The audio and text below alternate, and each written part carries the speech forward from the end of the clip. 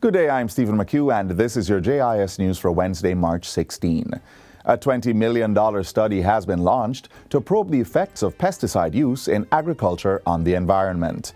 The Ministry of Health and Wellness, through its Pesticides Control Authority, will oversee the pilot phase of the study, which is being conducted by the University of the West Indies over a 2-year period. At Tuesday's launch, Health Minister Dr. Christopher Tufton said the study was part of the state's efforts to safeguard food security while protecting public health and the environment. It is important that we continue to contemplate the linkages between food security and the health of the people of Jamaica and the environment.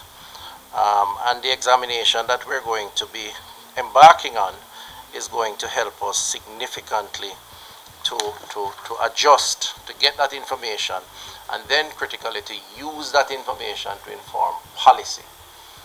Policy that will drive how we deal with our agricultural systems involving the health interests, both of the farmers and the farm families, but also of the consumers. While underscoring the importance of pesticides to agriculture productivity levels, Dr. Tufton says if misused, pesticides can have a deleterious effect on public health and safety. Data from the ministry's National Surveillance Unit shows that there were 18 confirmed cases of accidental pesticide poisoning in 2021 and 17 in 2020. The Financial Investigations Division, FID, and the Jamaica Customs Agency are set to sign an information-sharing memorandum of understanding.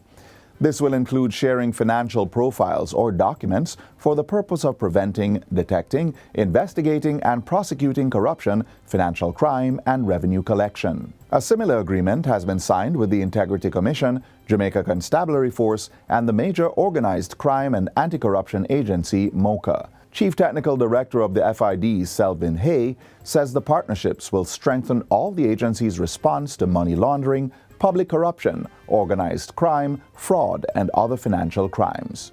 Mr. Hay was speaking at a joint digital press conference held recently under the theme Broadening the Application of Proceeds of Crime Act, POCA, across law enforcement. Today we will be presenting JCF, MOCA, and the JCA with cash seizure booklets and POCA aid memoirs. The booklets will greatly assist officers undertaking cash seizure investigations. It contains the necessary documentation to deal with an initial cash seizure. The POCA aid memoirs will guide law enforcement officers on key procedures when prosecuting offenses under the Act. Students and staff at the Hart NSTA Trust Jamaican-German Automotive School, JIS, now have access to an electric vehicle EV charging station. The charging station was donated yesterday by the Government of Canada to expand the electric vehicle maintenance training at the institution. While the COVID-19 pandemic may have delayed the planned delivery of the EV Mechanics Train the Trainers course for 35 mechanics from Hart NSTA and other technical institutions in Jamaica, we look forward to continuing the Canada-Jamaica EV partnership and to the expected upskilling opportunities resulting from this cooperation. Through the joint initiative between Canada and Jamaica, students from JIS and tertiary-level engineering students will receive a 2-part training on electrical vehicle fundamentals and charging infrastructure. We want to ensure that our trainees are facilitated by equipment that is state-of-the-art and that they themselves are in a position to contribute to the improvement of our skill sets here in Jamaica. Jamaica's new Water Resources Master Plan is to be launched on March 22, which is observed as World Water Day.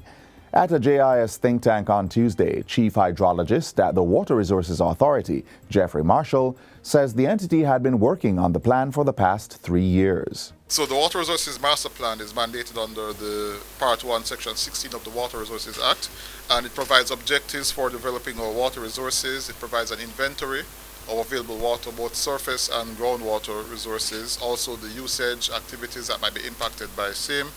And it also looks at current demand and future demand, projected impacts, are we going to have enough water in the future, and it provides methods of how we can best, or suggestions of how we can best manage and monitor and maintain our water resources. This year's observation of World Water Day is being held under the theme Groundwater, Making the Invisible Visible.